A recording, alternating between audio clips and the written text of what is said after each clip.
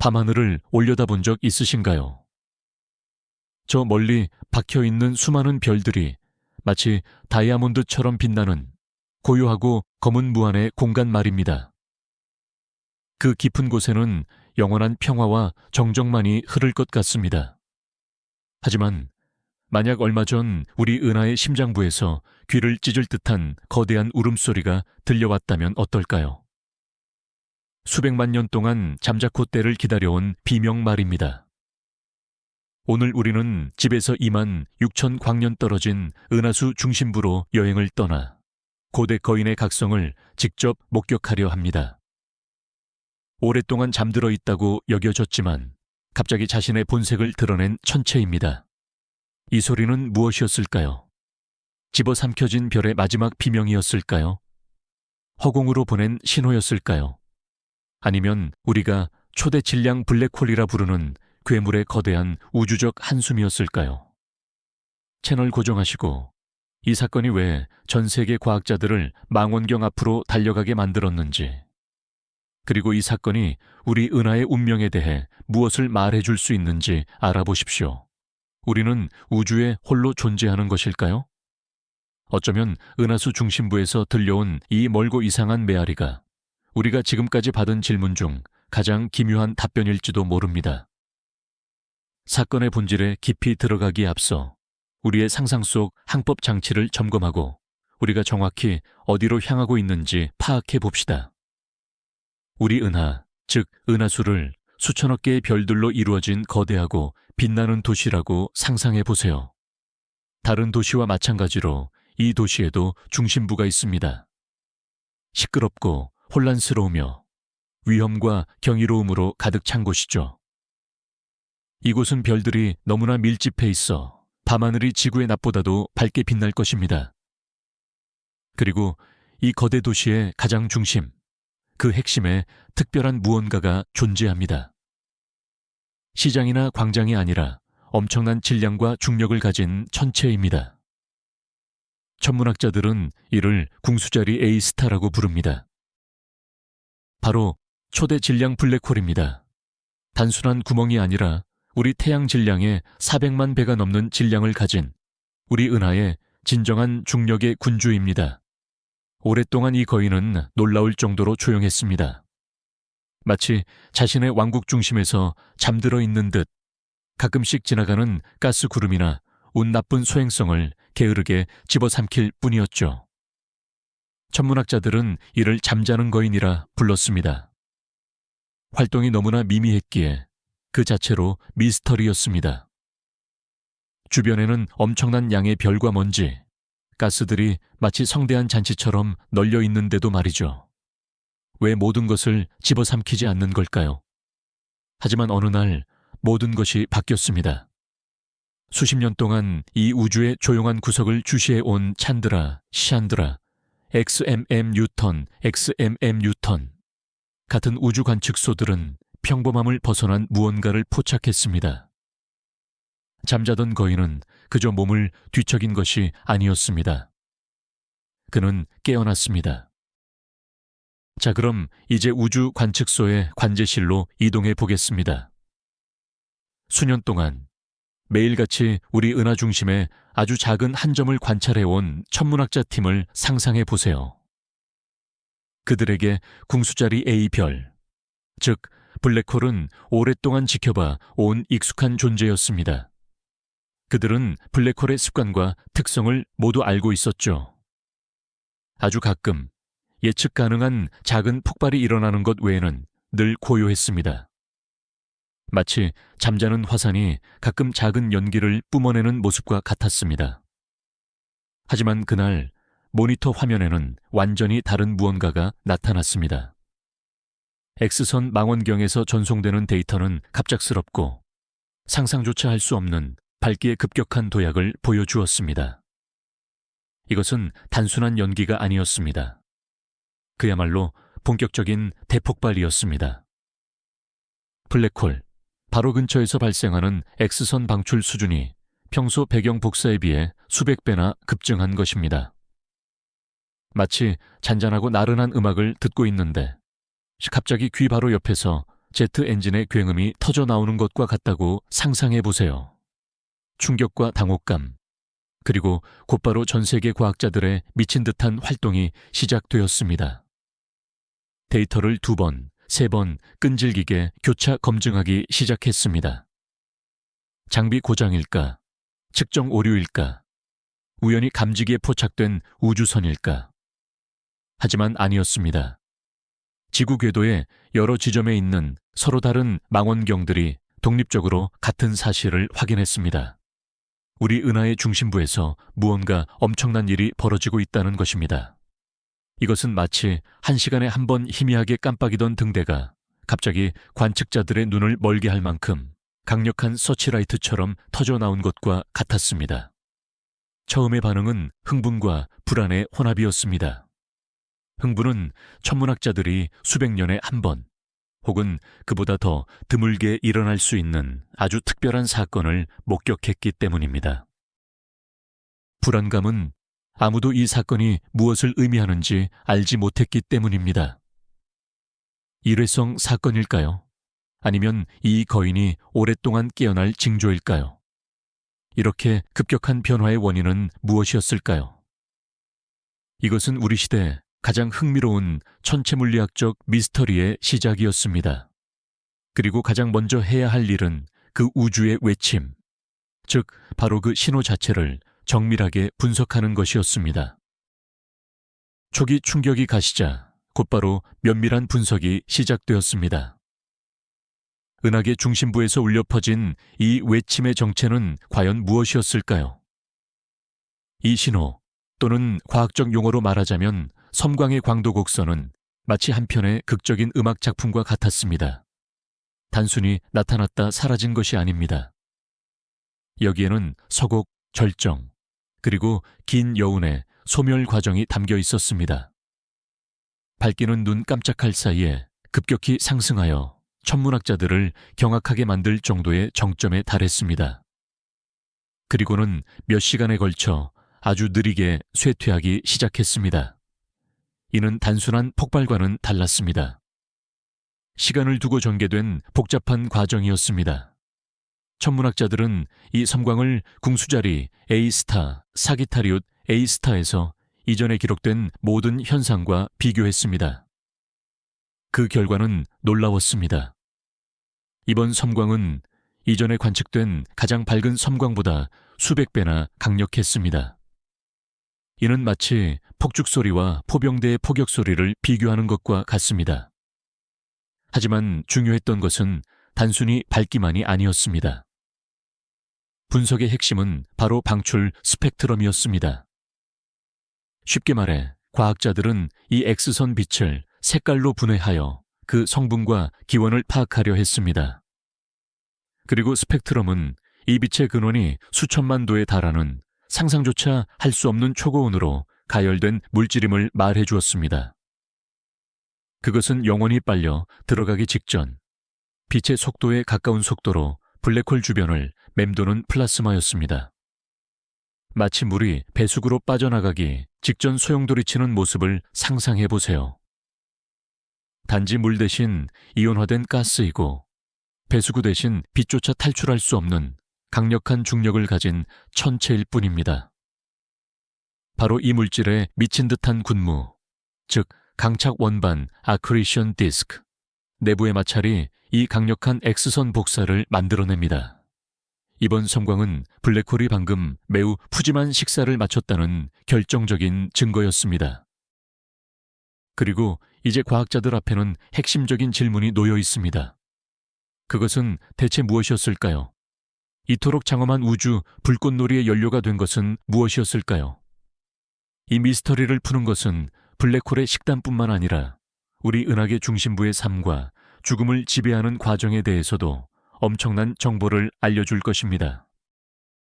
그렇다면 이 우주적 범죄의 주범은 대체 누구일까요? 당연히 이 중심부의 주인이자 블랙홀인 궁수자리 A별입니다. 하지만 왜 하필 그일까요? 그 물리적 과정에 대해 자세히 알아보겠습니다. 블랙홀 자체는 보이지 않습니다. 빛을 방출하지 않고 오히려 빛을 삼켜버리기 때문이죠. 우리는 블랙홀을 간접적인 흔적, 즉 그 괴물 같은 중력이 주변 공간과 물질에 어떻게 영향을 미치는지로만 감지할 수 있습니다. 이 간접적인 증거 중 가장 뚜렷한 것이 바로 강착 원반 아크리션 디스크입니다. 거대한 우주의 소용돌이를 상상해 보세요. 블랙홀에 너무 가까이 다가가는 모든 것, 별이든 가스든 먼지든 곧바로 직선으로 빨려 들어가지 않습니다. 대신 중력에 붙잡혀 나선을 그리며 회전하기 시작하고 이 과정에서 얇고 뜨거운 원반을 형성합니다. 이 원반 속 물질은 엄청난 속도로 움직입니다. 원반의 바깥쪽보다 안쪽 층이 훨씬 빠르게 회전하죠. 이 속도 차이 때문에 막대한 마찰이 발생합니다. 가스 입자들이 서로 충돌하고 마찰하면서 수백만 도, 아니 수십억 도까지 가열됩니다. 플라스마 상태로 뜨겁게 다궈진 바로 이 물질이 매우 밝게 빛나며 특히 X선과 감마선 영역에서 두드러집니다. 이 빛은 물질이 사건의 지평선을 넘기 직전 우리 우주에서 영원히 사라지기 전에 내지르는 마지막 절규인 셈입니다. 따라서 우리가 은하 중심에서 섬광을 목격할 때 그것은 블랙홀 자체가 아니라 블랙홀의 식사 흔적을 보는 것입니다. 더 많은 물질이 블랙홀로 낙하할수록 강착 원반은 더욱 밝게 빛납니다. 일반적인 작은 섬광들은 작은 가스덩어리나 소행성이 떨어지는 결과입니다. 하지만 천문학자들이 관측한 정도의 엄청난 섬광은 궁수자리 A별이 그날 점심으로 정말 거대한 무언가를 삼켰음을 의미했습니다. 이 사건은 물질을 흡수하는 강착 과정이 항상 일정하고 부드럽지 않다는 직접적인 증거였습니다. 때로는 폭발적이고 충동적으로 일어날 수 있다는 것이죠. 잠자던 거인이 단순히 깨어난 것이 아니라 성대한 잔치를 벌인 것입니다. 전 세계 천문학자들은 이 장대한 광경을 맨 앞에서 관찰하는 초대장을 받은 셈입니다. 이제 남은 것은 그날 메뉴에 무엇이 올라와 있었는지 알아내는 일뿐이었습니다. 자, 이제 본격적인 천문학적 수사가 계속됩니다. 사건 현장은 바로 궁수자리 A별의 주변입니다. 우리는 지문에 해당하는 단서를 확보했습니다. 그것은 바로 독특한 광도 곡선과 섬광 스펙트럼이죠. 이제 우리에게 필요한 것은 희생물, 즉 이 모든 소동을 일으키고 블랙홀에 삼켜진 바로 그 천체입니다. 과연 이 희생물은 무엇이었을까요? 과학자들은 마치 탐정이 증인을 신문하듯 가능한 시나리오들을 하나하나 검토하기 시작했습니다. 가장 처음이자 가장 유력한 후보는 별이었습니다. 은하 중심에는 별들이 매우 많으며 이들은 중심 블랙홀 주변을 긴 타원형 궤도로 돌고 있습니다. 이들 중 하나가 너무 가까이 접근했을 가능성이 있습니다. 별이 블랙홀의 조성력 타이덜 포시스 범위 안에 들어서면 산산조각이 나버립니다. 이 현상을 조석 파괴라고 부릅니다. 이는 마치 찰흙 덩어리를 잡아당기는 것과 같습니다. 손가락에 가까운 쪽이 더 세게 당겨지죠. 중력도 마찬가지입니다. 블랙홀에 가까운 별의 표면은 먼 쪽보다 훨씬 강하게 인력을 받는데 이 힘의 차이를 별이 견딜 수 없는 겁니다. 결국 별은 길쭉한 가스줄기로 찢어지고 그 일부는 우주로 날아가고 나머지는 블랙홀로 향하며 강력한 섬광을 일으키게 됩니다. 이는 아름답고 논리적인 이론입니다. 하지만 계산 결과 관측된 섬광은 일반적인 별의 조석 파괴 현상이라고 하기에는 너무 짧고 급격했습니다. 그러한 사건은 보통 수개월, 심지어 수년에 걸쳐 지속되는데 우리가 관측한 섬광은 단 몇 시간 만에 끝났기 때문입니다. 그렇다면 이는 아주 작고 밀도가 높은 별이거나 아니면 이 이론 자체가 잘못된 것이라는 결론이 나옵니다. 다음 후보는 거대한 가스 및 먼지 구름입니다. 은하 중심 주변에는 이러한 구름들 역시 풍부하게 존재합니다. 이 구름이 강착 원반 에크리션 디스크, 위로 떨어지면 물질이 급격히 밀집되고 그 결과 밝기가 순간적으로 폭발적으로 증가할 수 있습니다. 이 가설은 상대적으로 짧았던 섬광 지속 시간을 잘 설명해 주었습니다. 흥미롭게도 천문학자들은 이미 수년 전부터 G2라는 이름에 흥미로운 천체를 주시하고 있었습니다. G2는 2014년에 궁수자리 A 별 근처를 위험할 정도로 가깝게 지나갔던 고밀도의 가스 구름이었습니다. 당시 모두 폭발적인 현상을 기대했지만 별다른 일은 일어나지 않았죠. 혹시 이것이 지연된 반응이었을까요? G2 물질의 일부가 이제야 강착 원반에 도달하여 이번 섬광을 유발한 것일까요? 이는 매우 인기 있는 가설이었습니다. 마지막으로 더욱 이례적인 시나리오들도 검토되었습니다. 예를 들어 거대한 소행성이나 혜성의 추락입니다. 수십 킬로미터 크기의 암석과 얼음으로 이루어진 천체가 블랙홀로 떨어지면서 충분한 에너지를 방출했을 수 있습니다. 이는 섬광의 짧은 지속 시간과 강력한 에너지를 모두 설명해 줄 수 있었습니다. 이 각각의 가설은 저마다 장단점을 가지고 있었고 과학자들이 올바른 해답을 찾기 위해서는 추가적인 단서가 필요했습니다. 연구를 진전시키기 위해 천문학자들은 우주 에코위치 측정법 (Cosmic Echolocation)이라 부를 수 있는 기발한 방법을 사용해야 했습니다.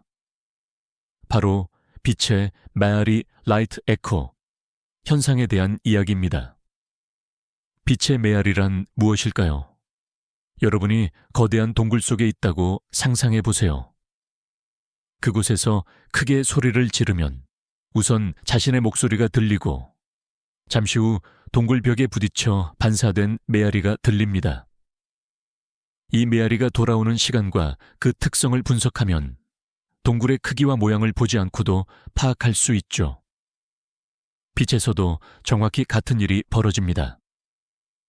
우리 은하 중심부에서 강력한 섬광이 발생했을 때 그 빛, 이 경우엔 주로 X선 복사은 빛의 속도로 사방팔방 퍼져나갔습니다. 이 복사 에너지 중 일부는 지구에 곧바로 도달했고 우리는 이를 섬광 자체로 감지했습니다. 하지만 궁수자리 A 별 주변에는 차가운 가스와 먼지로 이루어진 거대한 집단인 분자 구름들이 엄청나게 많이 존재합니다. 섬광에서 나온 복사 전면이 이런 구름에 닿으면 마치 나이트클럽에서 자외선이 흰옷을 빛나게 하는 것처럼 구름을 비추고 형광을 내게 만듭니다. 이 반사되거나 더 정확히 말하면 다시 방출되는 빛이야말로 우리가 찾는 빛의 메아리입니다. 빛이 블랙홀에서 구름까지, 그리고 그 구름에서 다시 우리에게 도달하는데 추가 시간이 걸리기 때문에 우리는 이 메아리를 시간차를 두고 보게 됩니다. 과학자들은 이 메아리 현상을 연구하여 놀라운 일들을 해낼 수 있습니다. 첫째, 비록 섬광 자체를 놓쳤다 하더라도 언제 그 섬광이 발생했고 그 강도가 어느 정도였는지 정확히 알아낼 수 있습니다. 이는 마치 현장에 남겨진 흔적으로 범죄 발생 전말을 재구성하는 것과 같습니다. 둘째, 빛의 메아리가 다양한 구름을 따라 어떻게 퍼져나가는지를 관찰함으로써 이 구름들의 3차원적 위치를 지도로 만들 수 있습니다. 보이지 않는 동굴을 메아리로 지도화하는 것과 같은 이치죠. 그리고 이 경우 가장 중요한 점은 메아리의 스펙트럼을 분석하여 원래의 복사 에너지가 어떠했는지 이해할 수 있다는 것입니다.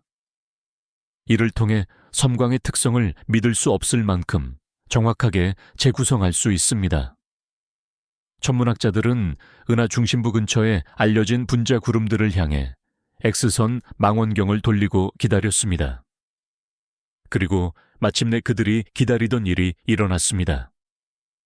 이전에는 어둡고 차가웠던 구름들이 하나둘씩 X선 영역에서 빛나기 시작한 것입니다. 이는 구름들이 중심부에서 온 초강력 섬광에 의해 비춰졌다는 명백한 증거였습니다. 상황이 명확해진 것이죠. 빛의 메아리는 블랙홀의 장엄한 식사, 대규모 물질 흡수, 사실을 확인해 주었을 뿐만 아니라 그 결과를 연구하고 심지어 과거를 들여다볼 수 있는 강력한 도구를 과학자들의 손에 쥐어주었습니다. 빛의 메아리를 연구하는 과정은 더욱더 놀라운 발견으로 이어졌습니다. 우리의 잠자는 거인이 사실은 그렇게 잠꾸러기가 아니라는 사실이 밝혀졌습니다. 오히려 이 거인은 오랜 시간 잠복해 있다가도 과거에는 엄청나게 활동적이었던 포식자에 가깝습니다. 사실 천문학자들은 궁수자리 A별에서 상당히 멀리 떨어진 일부 분자 구름들이 내는 이상한 빛을 오랫동안 감지해 왔습니다. 주변에 이 구름들을 뜨겁게 달굴 만한 젊고 뜨거운 별이나 초신성 잔해가 없었음에도 불구하고 이 구름들은 X선 영역에서 빛을 냈죠. 이는 오랫동안 풀리지 않던 수수께끼였습니다. 그런데 최근 관측된 폭발의 빛의 메아리를 연구하면서 모든 것이 비로소 제자리를 찾게 되었습니다. 과학자들은 저 멀리 있는 구름에서 나오는 희미하고 유령 같은 빛이 사실은 훨씬 더 오래되고 강력했던 사건들의 메아리라는 것을 깨달았습니다. 사실상 우리는 수백 년, 어쩌면 수천 년 전에 일어났던 폭발들의 잔상을 보고 있는 것입니다. 이 폭발에서 나온 빛은 우리가 그것을 포착할 X선 망원경조차 갖추지 못했을 때 이미 지구를 지나쳐 갔습니다. 하지만 그 빛이 바로 지금 이 멀리 떨어진 구름들에 도달하여 구름들을 빛나게 만들고 있는 것이죠. 이는 마치 오래된 성에서 떠들썩한 잔치 장면을 묘사한 프레스코화를 발견하고 오늘날 조용하고 버려진 이곳이 한때는 활기찬 생활의 중심지였다는 사실을 깨닫는 것과 같습니다. 그러므로 최근의 각성은 이상 현상이 아닙니다. 오히려 이는 정상적인 상태로의 복귀일 수도 있습니다. 과거의 궁수자리 A는 훨씬 더 식탐이 강했던 것으로 보입니다. 엄청난 양의 물질을 집어삼키고 오늘날보다 수백만 배 더 밝게 X선을 내뿜던 높은 활동기가 다시 잠잠한 시기로 교체되기를 반복해 온 것이죠. 우리는 바로 이런 조용한 시기 중 하나에 살고 있습니다. 하지만 이 고요함은 기만적입니다. 우리 은하의 중심은 역동적이며 끊임없이 변화하는 곳입니다. 최근의 폭발은 은하수 심장에 잠들어 있는 엄청난 힘이 어떠한 것인지 선명하게 상기시켜 줍니다. 우리는 단순한 폭발이 아니라 우리 은하의 먼 과거의 메아리, 그리고 어쩌면 미래의 단편을 본 것입니다. 이 발견은 은하의 진화 전반을 새로운 시각으로 바라보게 만들었습니다. 중심 블랙홀들은 그저 수동적으로 질량을 축적하는 것이 아니었습니다. 그 활동은 주기적인 성격을 띠며 이 주기가 은하 전체에 근본적인 영향을 미칠 수 있다는 사실이 드러난 것입니다. 궁수자리 A별에 격렬했던 과거는 단순히 빛의 잔상 라이트 에코에만 국한되지 않습니다. 우리 은하 중심부에서 과거의 진정한 대격변적 사건들이 일어났음을 보여주는 훨씬 더 거대한 구조물들이 있습니다. 이제 시선을 은하수 평면 위로 돌려 은하를 옆에서 바라보듯이 관찰해 봅시다. 만약 우리가 감마선으로 볼 수 있다면 정말 놀라운 광경을 목격하게 될 것입니다. 은하의 중심에서 디스크의 수직으로 위아래로 뻗어 있는 두 개의 거대한 거품 버블이 있습니다. 이들은 2010년에 이 구조를 발견한 감마선 우주 망원경 페르미의 이름을 따서 페르미 버블이라고 불립니다. 이 구조물의 크기는 상상을 초월합니다. 각각은 은하 평면에서부터 25,000 광년 떨어진 곳까지 뻗어 있습니다. 이 둘이 합쳐지면 마치 모래시계나 숫자 8과 같은 모양을 형성하며 전체 높이는 무려 5만 광년에 달합니다. 이는 우리 은하 전체 지름의 거의 절반에 해당합니다. 그렇다면 이 거품의 정체는 무엇일까요? 이들은 뜨거운 가스와 괴너지 입자로 가득 찬 영역이며 감마선을 방출하고 있습니다. 이들의 기원은 오랫동안 논란거리였지만 오늘날 대부분의 과학자들은 이 버블이 은하 중심에서 발생했던 한 번 혹은 여러 번의 극도로 강력한 에너지 분출 이후에 남은 유물, 잔해이라는 데 의견을 모으고 있습니다. 유력한 가설에 따르면 수백만 년 전 궁수자리 A는 극도로 높은 활동기를 겪었습니다. 아마도 블랙홀이 거대한 성단 전체나 분자구름을 집어삼켰을 수도 있습니다. 이 과정은 강착 원반의 밝은 빛뿐만 아니라 블랙홀의 극에서 빛의 속도에 가까운 속도로 분출되는 좁은 플라스마의 흐름, 즉 상대론적 제트의 형성으로 이어졌습니다.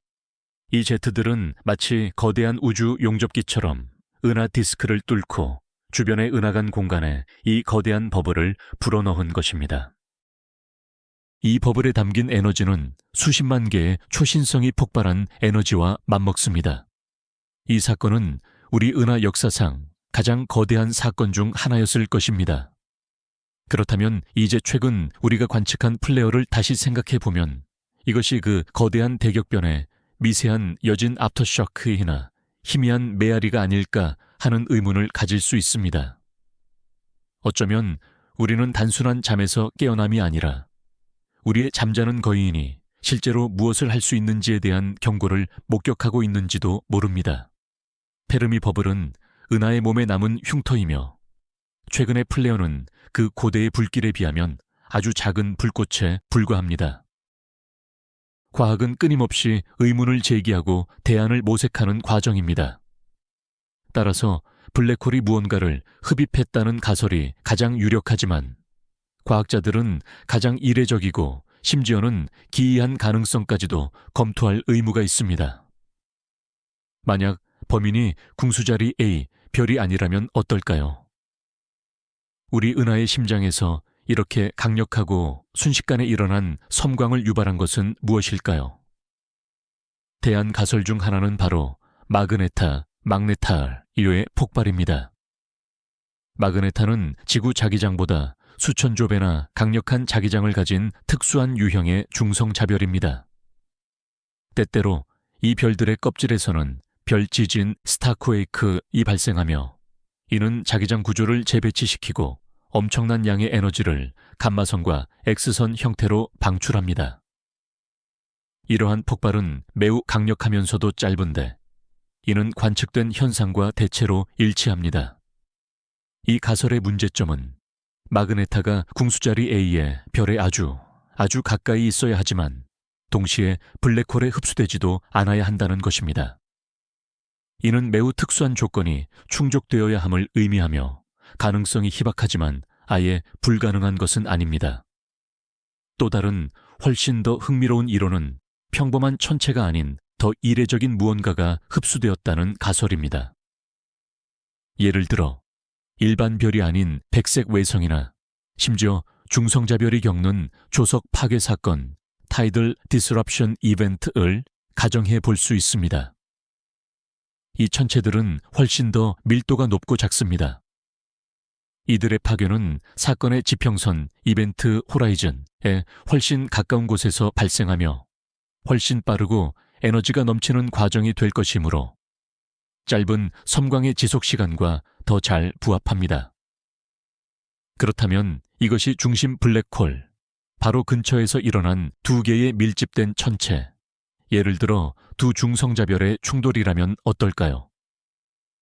이러한 사건은 X선 섬광뿐만 아니라 중력파 그레이비테이셔널 웨이브 스포츠도 발생시켰을 것입니다.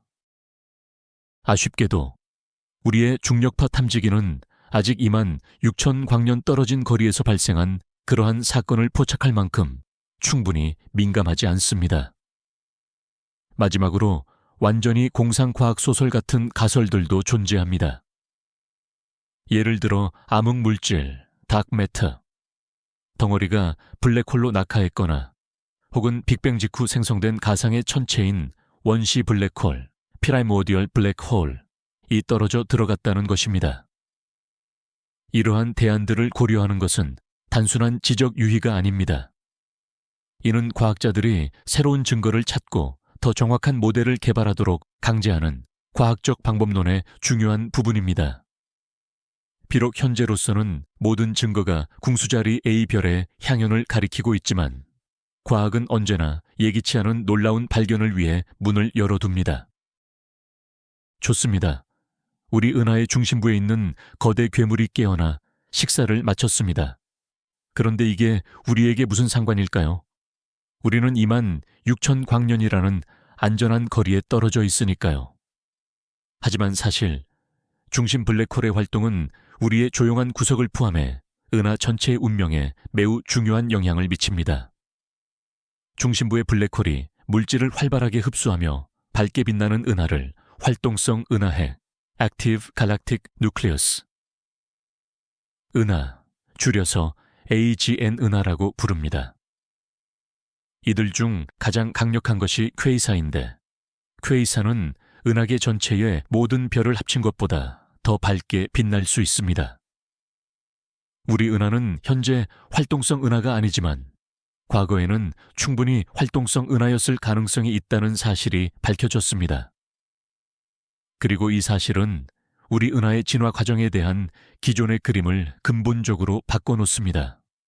그렇다면 활동성 은하핵은 자신의 은하에 어떤 방식으로 영향을 미칠까요? 여기에는 서로 반대 방향으로 작용하는 두 가지 주요 메커니즘이 있으며 이 과정을 우리는 피드백이라고 부릅니다. 한편으로는 블랙홀 주변에서 뿜어져 나오는 강력한 복사 에너지와 제트가 오히려 별의 탄생을 촉진할 수도 있습니다. 은하 중심에서 퍼져나가는 거대한 충격파를 상상해 보십시오. 이 충격파가 분자 구름을 통과하면서 가스를 압축시키고 밀도를 높여 결국 붕괴를 유도하고 새로운 별을 형성하게끔 부추기는 것입니다. 이 시나리오에서 활동성 은하핵은 새로운 세대의 항성이 태어나는 것을 돕는 우주의 산파 역할을 수행합니다. 하지만 동전에는 다른 면도 있습니다. 은하핵의 활동이 지나치게 강할 경우 똑같은 과정이 정반대의 결과를 초래할 수 있습니다. 강력한 바람과 복사 에너지는 가스를 압축하는 대신 오히려 은하 밖으로 날려보내 은하간 공간으로 유출시킬 수 있습니다. 이 과정에서 남아있는 가스는 너무 높은 온도로 가열되어 더 이상 응축되거나 별을 형성할 수 없게 됩니다. 이 경우 활동성 은하핵은 불임화 인자로 작용하여 별의 생성을 멈추고 은하를 서서히 소멸되도록 운명짓습니다. 이로 인해 해당 은하는 오직 늙은 별들로만 구성된 적색 타원 은하로 변모하게 됩니다. 이 두 과정 중 어느 쪽이 우세하게 작용할지는 블랙홀의 질량, 물질 강착률, 그리고 은하 내 가스의 양 등 수많은 요인에 따라 달라집니다. 최근의 궁수자리 A별 폭발을 연구하면서 우리는 이 피드백 메커니즘이 작동하는 모습을 비록 작은 규모로나마 실시간으로 관찰할 수 있는 독특한 기회를 얻었습니다. 우리는 중심부 괴물의 각성이 주변 환경에 어떻게 영향을 미치는지 목격하고 있으며 이는 과거에 이와 비슷하지만 훨씬 더 강력했던 사건들이 오늘날 우리가 아는 우리 은하를 어떻게 형성했는지 이해하는 데 결정적인 도움을 줍니다. 이제 우주 탐정 이야기는 그 절정에 다다르고 있습니다. 우리는 전례 없는 사건을 목격했고 증거들을 분석했으며 다양한 가설들을 검토했습니다. 다음으로 우리를 기다리는 것은 무엇일까요? 이 흥미진진한 조사에서 다음 단계는 무엇일까요? 무엇보다도 전 세계 천문학자들은 은하 중심부에 대한 지속적인 모니터링을 이어가고 있습니다. 궁수자리 A별, 사자자리 A별은 현재 인류 역사상 가장 면밀한 감시를 받고 있다고 해도 과언이 아닙니다. 지상과 우주에 있는 수십 대의 망원경들이 전자기 스펙트럼의 모든 범위, 즉 전파부터 감마선에 이르기까지를 아울러 바로 이 한 지점을 향하고 있습니다. 과학자들은 다음 폭발을 포착하기를 기대하고 있습니다. 만약 이것이 일회성 사건이 아니라 새로운 활동 기간의 시작이라면 반복적인 플레어는 피할 수 없습니다. 그리고 매번의 새로운 섬광은 우리에게 귀중한 정보를 제공해 줄 것입니다. 이들을 서로 비교함으로써 블랙홀이 정확히 무엇을 흡수하고 있는지, 그 강착 원반의 구조는 어떠한지, 그리고 그곳에서 어떤 물리적 과정들이 일어나고 있는지 파악할 수 있을 것입니다. 특히 새로운 장비들에 큰 기대가 모아지고 있습니다. 예를 들어 제임스 웹 우주 망원경 JWST 그 주인공입니다. 웹 망원경은 적외선 영역을 관측하며 가시광선으로는 은하 중심부를 가리고 있는 두꺼운 먼지 구름을 꿰뚫어 볼 수 있습니다. 이를 통해 블랙홀 바로 근처에 있는 별들과 가스 구름을 자세히 살펴볼 수 있으며 어쩌면 블랙홀의 다음 만찬이 될 준비를 하고 있는 바로 그 물체를 포착할 수도 있을 것입니다. 또 다른 중요한 연구 방향은 빛의 메아리, 라이트 에코를 계속해서 추적하는 것입니다. 폭발에서 나온 빛이 계속해서 퍼져나가며 새로운 구름들을 조명하는 것을 관찰함으로써 과학자들은 은하 중심부 영역에 대한 훨씬 더 상세한 3차원 지도를 만들 수 있습니다. 이는 이 복잡한 지역의 구조를 이해하는 데 도움이 될 뿐만 아니라 수천 년 동안의 궁수자리, 별 활동 역사를 더 잘 재구성하는 데도 기여할 것입니다. 우리는 놀라운 시대에 살고 있습니다. 기술이 발전하여 우리가 살고 있는 별들의 보금자리, 즉 우리 은하의 심장부에서 벌어지는 과정들을 실시간으로 관찰할 수 있게 되었습니다. 새로운 관측 하나하나, 새로운 폭발 하나하나는 우리가 읽는 법을 배우고 있는 은하수 역사책의 또 다른 페이지인 셈입니다. 그리고 오랜 잠에서 막 깨어나기 시작한 듯 보이는 이 거대한 고대 천체가 우리에게 또 어떤 놀라움을 선사할지 누가 알겠습니까? X선과 감마선 폭발 이야기에서 잠시 벗어나 이제 중력에 대해 이야기해 봅시다. 결국 블랙홀은 무엇보다도 중력에 의해 정의되는 천체이기 때문입니다. 그리고 우리 은하 중심부에서 일어나는 중력 효과를 연구하는 것이 궁수자리 A스타에 대한 가장 정확한 정보를 제공해 줍니다. 라인하르트 겐첼과 안드레아 게즈가 이끄는 천문학자 팀은 20년 이상 동안 매우 면밀한 작업을 수행했습니다. 그들은 은하에 보이지 않는 중심을 공전하는 개별 별들의 움직임을 관찰했습니다. S별이라고 알려진 이 별들은 매우 길게 늘어진 타원 궤도를 따라 엄청난 속도로 움직입니다. 예를 들어 SE별은 블랙홀을 탄 16년 만에 완전히 한 바퀴 공전하며 궤도상 가장 가까운 지점에서는 광속의 몇 %에 달하는 속도로 가속됩니다. 이는 상상조차 할 수 없는 속도입니다. 우리 태양 크기의 천체가 초당 7,000km 이상의 속도로 우주를 가로지른다고 상상해 보십시오. 과학자들은 이 별들의 궤도를 관찰함으로써 불가능해 보였던 일을 해냈습니다. 바로 중심 블랙홀의 무게를 잰 것입니다. 이 관측 덕분에 우리는 이 블랙홀의 질량이 태양 질량의 약 400만 배에 달한다는 사실을 알게 되었습니다.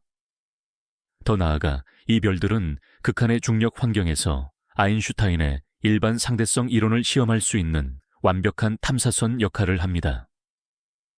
예를 들어 2018년에 SE별이 궤도상 블랙홀의 가장 가까운 지점인 근중심점 페리센터를 통과했을 때 천문학자들은 아인슈타인이 예측했던 중력 적색편이 현상을 포착했습니다.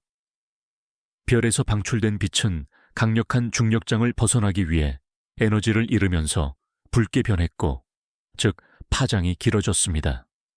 이는 상대성 이론이 옳았음을 입증하는 또 하나의 빛나는 증거였습니다. 이제 다시 우리의 폭발 현상으로 돌아가 봅시다. 이 폭발이 이 별들과 어떤 관련이 있을까요? 답은 아주 간단합니다. 만약 이 폭발이 어떤 천체가 추락하면서 발생했다면 그 천체는 S별들과 같은 성격의 개체군이었을 가능성이 높습니다. 궤도가 너무 불안정해진 별이거나 혹은 이 별들 중 하나에서 찢겨져 나온 가스 구름이었을 수도 있습니다. 이처럼 별의 궤도를 연구하는 것과 강착 원반 폭발을 연구하는 것은 동전의 양면과 같습니다. 이들은 서로를 보완하며 우리에게 이 놀랍고도 극한의 장소, 즉 우리 은하의 심장부에서 벌어지는 일에 대한 완전하고 입체적인 그림을 제공해 줍니다. 이는 천문학의 다양한 연구 방법들이 하나의 거대한 수수께끼를 해결하기 위해 어떻게 통합되는지를 보여주는 멋진 예시입니다. 은하의 중심을 연구하는 데 있어서 X선이나 적외선 관측만큼이나 전파 망원경 역시 엄청나게 중요한 역할을 합니다. 여기서 우리는 역사상 가장 야심찬 과학 프로젝트 중 하나인 사건의 지평선 망원경, 줄여서 EHT 이벤트 호라이즌 텔레스코프에 주목해야 합니다. EHT는 단 하나의 망원경이 아니라 하와이부터 남극까지 지구 전체에 흩어져 있는 수많은 전파 망원경으로 이루어진 글로벌 네트워크입니다. 이들이 함께 작동하면서 지구 크기만한 가상의 망원경을 만들어냅니다. 이 방법을 초장기선 간섭계 Very Long Baseline Interferometry VLBI라고 부릅니다.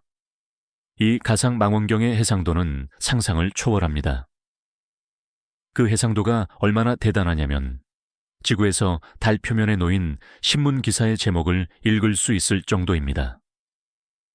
이 프로젝트의 핵심 목표는 바로 블랙홀의 그림자 샤도우를 직접 포착하는 것입니다. 2019년 EHT 연구팀은 역사상 최초로 M87 은하 중심부에 있는 블랙홀 그림자의 이미지를 공개했습니다. 이 이미지는 중앙에 어두운 구멍이 있는 주황색의 불의 고리, 즉 빛나는 강착 원반의 모습을 보여주었습니다. 이 어두운 부분이 바로 사건의 지평선이 들이오는 그림자입니다. 그리고 2022년에는 우리 은하 중심의 궁수자리 A별, SGRA별 사진 역시 공개되었습니다. SGRA별은 M87의 블랙홀과 매우 유사한 모습을 보였습니다. 빛나는 고리와 중심부에 어두운 영역이 동일하게 나타났습니다. 하지만 이 이미지를 얻는 과정은 훨씬 더 복잡하고 어려운 일이었습니다.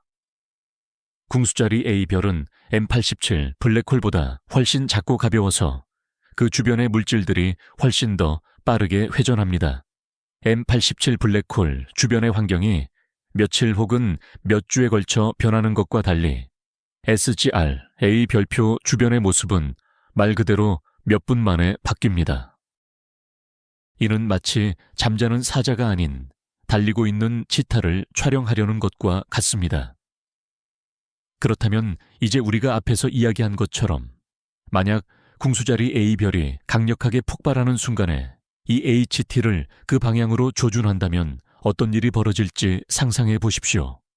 우리는 강착 원반의 구조가 어떻게 변하고 물질이 블랙홀로 어떻게 빨려 들어가며 뜨거운 플라즈마의 핫스팟이 어떻게 형성되는지를 실시간으로 볼 수 있을 것입니다. 말 그대로 시면의 가장자리에서 펼쳐지는 물질의 춤을 목격하게 될 것입니다. 이는 더 이상 단순히 밝기 변화, 그래프나 스펙트럼 데이터에 머무르지 않습니다.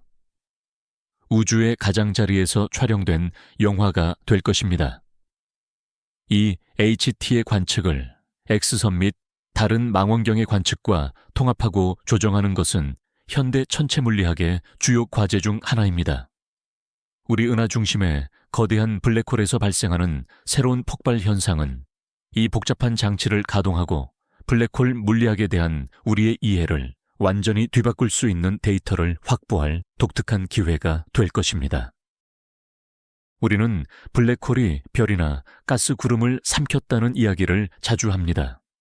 하지만 물질이 사건의 지평선에 가까워질 때 실제로 어떤 일이 벌어지는 걸까요? 이 과정은 단순히 구멍 속으로 떨어지는 것보다 훨씬 복잡하고 흥미롭습니다. 궁수자리 A스타에 너무 가까이 다가간 불운한 별을 상상해 봅시다. 앞서 말했듯이 기조력, tidal forces, 이 별을 산산조각 냅니다. 그런데 그 물질은 그 후 어떻게 될까요? 그것은 블랙홀 속으로 바로 빨려 들어가지 않습니다. 대신 우리가 흔히 아는 강착 원반, 아크리션 디스크를 형성하게 되죠. 하지만 이 원반은 균일하지 않습니다. 물질은 이상적인 원형 궤도를 따라 움직이지 않습니다. 그 안에서 난류 툴브렌치가 발생하고 충격파가 생겨나며 자기장은 복잡하게 얽히고 재결합하면서 강력한 폭발을 일으킵니다. 이것은 물질이 상상할 수 없는 온도까지 가열되는 끓는 가마솥과 같습니다. 강착 원반의 물리학은 현대 천체 물리학에서 가장 복잡한 분야 중 하나입니다. 과학자들은 그 안에서 일어나는 과정을 재현하기 위해 매우 정교한 컴퓨터 모델을 만들고 있습니다. 그리고 최근 궁수자리 A별에서 관측된 섬광 플레어은 이론가들에게는 아주 귀중한 선물입니다. 자신들의 모델을 실제 관측 결과와 비교해 볼 수 있기 때문이죠. 예를 들어 광도 곡선 라이트 커브의 형태, 즉 빠르게 증가했다가 비교적 느리게 감소하는 패턴은 원반 내부의 점성과 자기장의 물질을 어떻게 점진적으로 중심을 향해 이동시키는지 알려줍니다. 방출되는 스펙트럼은 블랙홀로부터의 거리에 따른 플라즈마의 온도와 밀도에 대한 정보를 제공합니다. 게다가 강착 원반에서 나오는 빛은 종종 편광 폴라리제이션 됩니다. 이는 빛의 파동이 주로 하나의 평면에서 진동한다는 것을 의미합니다. 이 편광을 연구하면 블랙홀 주변의 자기장의 기하학적 구조와 강도를 파악할 수 있습니다. 그리고 바로 이 자기장이 일부 블랙홀의 양극에서 분출되는 물질의 흐름, 즉 제트 제츠크를 가동시키는 핵심 역할을 합니다. 궁수자리 A별에서는 아직 강력하고 지속적인 제트가 발견되지 않았지만 일부 데이터는 약하고 간헐적인 분출이 존재함을 시사합니다. 어쩌면 최근의 섬광 현상은 바로 이러한 일시적인 미니제트의 분출과 관련이 있었을지도 모릅니다. 이처럼 단 하나의 사건, 즉 강력한 섬광 현상만으로도 우주에서 가장 극단적인 물리적 과정을 설명하는 수십 가지의 이론 모델을 검증하고 정교하게 다듬을 수 있습니다. 이는 마치 특별한 실험실 실험을 수행하는 것과 같으며 다만 그 실험실이 바로 우주 자체이고 실험 장비는 거대한 블랙홀인 셈입니다. 자, 다시 페르미 버블 이야기로 돌아가 보죠. 이 버블들은 궁수자리 A별의 과거 활동이 남긴 흔적이라고 말씀드렸습니다. 그런데 이 이야기가 전부가 아닙니다. 이후 다른 망원경들, 특히 이로지타 X선 관측소의 후속 관측을 통해 이 현상이 우리가 생각했던 것보다 훨씬 더 거대한 규모임을 알게 되었습니다. 감마선으로 관측되던 페르미 버블이 알고 보니 X선 영역에서 빛나는 훨씬 더 거대한 구조물 안에 겹쳐져 있다는 사실이 드러난 것입니다. 이 이로지타 버블이라 불리는 X선 구조물들은 이웃 은하인 대마젤란 은에 거의 닿을 만큼 우주 공간으로 더 멀리 뻗어 있습니다. 그 높이는 무려 8만 광년에 달합니다. 이는 이 버블들을 만들어낸 사건의 에너지가 우리가 이전에 추정했던 것보다 훨씬 더 막대했다는 것을 뜻합니다. 어쩌면 이는 시간을 두고 일어난 두 가지 개별적인 사건이었을 수도 있습니다. 먼저 훨씬 강력한 폭발이 거대한 X선 버블을 만들었고 이후에 그 내부에서 조금 약한 에너지가 분출되어 페르미 감마 버블을 형성한 것이죠. 이러한 마트로시카 인형 같은 중첩 구조는 중심 블랙홀의 활동이 단순한 무작위적 과정이 아니라 일련의 반복적인 주기를 가지고 있을 가능성을 시사합니다. 이 버블들 안에 있는 가스의 화학적 구성을 분석하는 것은 문제 해결에 중요한 실마리를 제공합니다. 가령 이 구조물이 블랙홀 활동이 아닌 대안 이론 중 하나였던 은하 중심부의 폭발적인 별 형성 활동으로 인해 만들어졌다면 가스는 중원소로 풍부하게 채워져 있어야 합니다. 이 중원소는 별의 내부에서 만들어져 초신성 폭발을 통해 사방으로 흩뿌려지기 때문입니다. 하지만 실제 관측 결과 이 버블 속 가스는 상대적으로 순수한 상태입니다. 이는 블랙홀의 강착 원반에서 물질이 분출되었다는 시나리오에 더욱 힘을 실어줍니다. 그렇다면 이 모든 것이 우리가 최근 관측한 궁수자리 A별의 작은 섬광과 무슨 관계가 있을까요? 매우 직접적인 관계가 있습니다. 오늘날 이 작은 불빛을 관찰함으로써 우리는 과거에 이처럼 엄청난 규모의 결과를 만들어냈던 물리적 과정을 이해할 수 있는 특별한 기회를 얻게 됩니다. 마치 핵폭탄의 원리를 이해하기 위해 작은 불꽃놀이를 연구하는 것과 같습니다. 근본적인 작동 원리는 같고 단지 그 규모만 다를 뿐입니다. 궁수자리 A에 대한 새로운 관측은 하나하나가 중요한 단서가 되어 우리 은하와 그 중심부에 자리 잡은 거대한 블랙홀이 수십억 년 동안 상호작용하며 오늘날의 우주를 어떻게 빚어냈는지에 대한 대서사시에 또 하나의 중요한 장을 추가해주고 있습니다. 궁수자리 A별의 활동과 관련하여 가장 흥미로운 질문 중 하나는 바로 시간에 관한 것입니다. 우리가 은하 중심을 관측할 때마다 우리는 지금 보고 있는 모습이 이만 6,000년 전의 모습이라는 사실을 항상 기억해야 합니다. 그 거리를 빛이 도달하는 데 걸리는 시간입니다. 이는 우리가 오늘날 기록한 섬광이 실제로는 지구에 메모드가 배회하고 우리 조상들이 동굴 벽화를 그리던 시대에 발생했다는 의미입니다. 이것은 일종의 철학적인 역설을 만듭니다. 바로 지금 이 순간에도 은하 중심에서는 훨씬 더 거대한 무언가가 벌어지고 있을 수 있지만 우리는 그 사실을 26,000년 뒤에야 알게 될 것입니다. 우리는 언제나 과거를 보고 있는 셈입니다. 하지만 이 시간 지연 효과를 오히려 우리에게 유리하게 활용할 수도 있습니다. 앞서 언급했듯이 폭발 섬광이 분자 구름에 반사되어 도착하는 빛의 메아리는 지연되어 우리에게 도달합니다.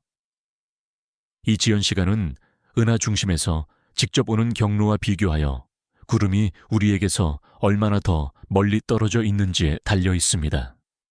다양한 깊이에 위치한 구름을 연구함으로써 우리는 궁수자리 A별의 지난 수백 년, 심지어 수천 년 동안의 활동 연대기를 만들 수 있습니다. 이는 마치 지질학자들이 암석층의 층을 연구하여 지구의 역사를 재구성하는 것과 같습니다. 각 층이 특정 시대의 기록인 것처럼 우리의 경우 빛을 받은 각각의 구름은 과거 특정 시점에 발생한 섬광에 대한 기록인 셈입니다. 이 방법을 기반으로 한 일부 연구에 따르면 지구 시간으로 약 300년 전, 즉 은하 중심 시간으로 26,300년 전에 궁수자리 A는 우리가 지금 논의하는 것보다 훨씬 더 강력했을지도 모르는 또 다른 폭발을 일으켰다고 합니다. 흥미롭게도 이 시기는 17세기 한국과 일본의 천문학자들이 궁수자리에서 객성을 기록했던 관측 시기와 대략적으로 일치합니다. 혹시 그들이 이 사건의 가시적인 광학적 현상을 목격했던 것일까요? 이것은 아직 가설에 불과하지만 상상력을 자극하는 대목입니다. 결론적으로 우리 은하의 중심은 단순한 장소가 아닙니다. 과거를 들여다보고 우리 우주의 고향의 역사를 재구성할 수 있게 해주는 타임머신이기도 합니다. 블랙홀에 대한 이야기가 나올 때마다 우리는 항상 한 가지 질문을 피할 수 없습니다. 바로 저것들이 우리에게 위험하지 않을까 하는 것입니다. 궁수자리 A별이 언젠가 태양계를 삼켜버릴 수 있을까요? 여러분을 안심시켜 드립니다. 적어도 예측 가능한 미래에는 절대 그렇지 않습니다. 전혀 걱정할 필요가 없습니다. 우리는 은하계라는 거대한 도시의 조용하고 평화로운 변두리 약 26,000 광년 떨어진 곳에 위치하고 있습니다. 블랙홀이 우리를 삼키려면 태양계 전체가 어떻게든 궤도를 급진적으로 바꾸어 은하계 중심으로 긴 여행을 떠나야 하는데 이는 사실상 불가능한 일입니다. 이 정도 거리에서는 궁수자리 A별의 중력적 영향력은 극히 미미합니다. 우리는 블랙홀 자체가 아닌 은하계의 질량 중심을 기준으로 공전하고 있기 때문입니다. 하지만 그렇다고 해서 궁수자리 A별의 활동이 우리에게 간접적인 영향을 미치지 않는다는 뜻은 아닙니다. 만약 궁수자리 A별이 퀘이세 버금가는 초고 활성 단계에 돌입한다면 이는 매우 강력한 복사 에너지의 근원이 될 것입니다. X선과 감마선, 그리고 괴너지 입자들의 흐름이 사방으로 방출될 것입니다. 우리처럼 먼 거리에 있더라도 이 방사선은 심각한 결과를 초래할 수 있습니다. 예를 들어 지구의 오존층을 심각하게 손상시켜 지표면의 자외선 복사 수준을 급격히 높일 수 있습니다. 이는 결국 생물권에 치명적인 영향을 미치고 심지어 대규모 멸종을 유발할 수도 있습니다. 게다가 강력한 우주선 흐름은 전체적인 방사선 배경 수준을 높이는데 이는 모든 생명체뿐만 아니라 궤도상의 인공위성과 우주 비행사에게도 특히 위험합니다. 하지만 우리가 이야기하는 것은 정말로 종말론적 규모의 사건이며 이는 극히 드물게 발생한다는 점을 이해하는 것이 중요합니다. 궁수자리 A별의 활동성은 우리가 지금 관측하는 수준보다 수백만 배, 심지어 수십억 배 증가해야만 합니다. 대부분의 천문학자들은 앞으로 수백만 년 동안은 그러한 사태가 발생할 가능성이 없다는데 의견을 같이 합니다. 우리 은하 중심부에는 저토록 엄청난 수준의 활동을 유지할 만큼 충분한 연료, 즉 자유가스가 남아있지 않기 때문입니다. 그러니 우리는 안심하고 편안히 잠들 수 있습니다. 다만 최근 발생했던 작은 섬광은 우주가 결코 정적이고 안전한 공간이 아니라는 사실을 상기시켜 줍니다. 우주에는 우리의 모든 지상 무기들이 단순한 장난감에 불과하게 만드는 거대한 힘들이 잠들어 있습니다. 이러한 힘들을 연구함으로써 우리는 단순히 호기심을 충족시키는 것을 한 넘어 이 광대하고 때로는 위험한 우주에서 우리의 위치를 더욱 잘 이해하게 됩니다. 이전에 언급했던지 이 천체 이야기로 돌아가 보겠습니다. 이 이야기는 과학이 어떻게 작동하는지를 완벽하게 보여주기 때문에 특별히 다뤄볼 가치가 있습니다. 기대, 실망, 그리고 뜻밖의 발견으로 가득 찬 과정이죠. 2000년대 초 천문학자들은 궁수자리 A스타를 향하는 매우 길게 늘어진 궤도를 따라 움직이는 작고 밀집된 천체를 발견했습니다. 스펙트럼 분석 결과 이 천체는 지구 질량의 약 3배 정도 되는 가스와 먼지 구름일 가능성이 높았고 이를 G라고 명명했습니다. 과학자들은 G2의 궤도를 계산했고 2014년에 이 천체가 블랙홀로부터 불과 수백 천문 단위 떨어진 기록적인 근접거리를 통과할 것이라는 사실을 알아냈습니다. 천문학계는 숨죽이며 이 순간을 지켜봤습니다. 모두가 장대한 우주쇼를 기대했습니다. 당시의 예측은 이랬습니다. 블랙홀의 강력한 조성력이 구름을 산산조각 낼 것이고 물질이 블랙홀로 빨려 들어가면서 수개월 동안 지속될 강력한 섬광, 즉 플레어를 일으킬 것이라고 말입니다. 전 세계의 망원경들이 준비 태세를 갖췄습니다. 하지만 2014년이 오고 갔지만 기대했던 불꽃놀이는 일어나지 않았습니다. 궁수자리 A별은 놀라울 정도로 조용했고 아주 미세하게만 활동성을 높였을 뿐이었습니다. 이 사건은 이후 우주적 불발탄이라 불리게 됩니다. 실망은 컸지만 이는 과학자들로 하여금 가설을 재검토하게 만들었습니다. 왜 이 구름은 산산조각 나지 않았을까요? 한 가지 가설은 G2가 단순히 가스 구름이 아니라는 것입니다. 아마도 그 안에는 별이 숨어 있을지도 모릅니다. 가스 외피에 둘러싸인 밀도 높은 별 말입니다. 이 별 자체의 중력이 구름이 완전히 파괴되는 것을 막아냈을 것이라는 설명입니다. 또 다른 이론은 G2 구름이 생각보다 훨씬 밀도가 높아 위험 구역을 최소한의 손실로 통과할 수 있었다고 주장합니다. 그리고 몇 년 뒤 훨씬 강력한 새로운 섬광이 발생하면서 G2에 대한 가설이 다시 수면 위로 떠올랐습니다. 만약 이것이 지연된 반응이었다면 어떨까요? 어쩌면 지2 구름에서 떨어져 나간 물질의 일부가 나선형 궤도를 따라 강착 원반의 안쪽 경계에 도달하여 섬광을 일으키는데 몇 년이 걸렸을 수도 있습니다. 이는 사건의 지연과 그 강력한 힘을 모두 설명할 수 있는 가설입니다. 지2 이야기는 우주가 항상 우리의 기대를 충족시키지는 않는다는 교훈적인 사례입니다. 하지만 바로 이러한 실패 속에서 새로운 지식과 더욱 완벽한 이론이 탄생하는 법입니다. 우리는 흔히 은하의 중심이라는 단어를 사용하지만 과연 그곳은 어떤 곳일까요? 단순한 지도상의 한 지점에 불과할까요? 이곳은 그 자체로 독특하고 극단적인 법칙에 따라 움직이는 하나의 생태계입니다. 우리 은하수의 중심 1파섹, 즉 직경 약 3광년 크기의 영역은 은하 전체에서 가장 밀집되고 혼란스러운 곳 중 하나입니다. 이 지역의 별 밀도는 태양계 주변보다 100만 배나 높습니다. 만약 우리가 이곳의 행성에 살고 있다면 밤하늘은 수백만 개의 가까운 별빛으로 눈이 부실 정도로 밝을 것입니다. 하지만 그곳에서 생명체가 산다는 건 불가능합니다. 별들과 블랙홀 자체에서 뿜어져 나오는 방사선 수준이 치명적이기 때문이죠. 뿐만 아니라 별들은 엄청난 속도로 움직이고 있으며 그들 간의 충돌 역시 드물지 않은 일입니다. 오래된 별들 외에도 이곳에는 젊은 항성 개체군 역시 존재합니다. 이는 젊음의 역설로 알려진 그 자체로 하나의 수수께끼입니다.